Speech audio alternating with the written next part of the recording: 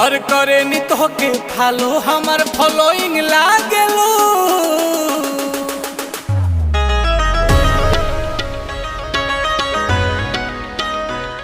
ए जान साचो फिल्म के हीरोइन लागेलू, झटक के तू मटक के चले लो।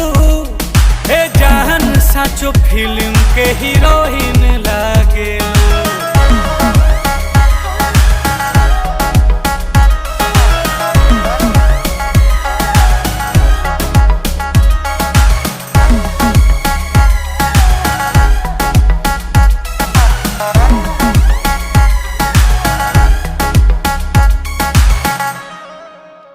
बोली तहार चीनी से भी लागेला मीठ हो, चिखले ही जदी के हो जाई ढिठ हो।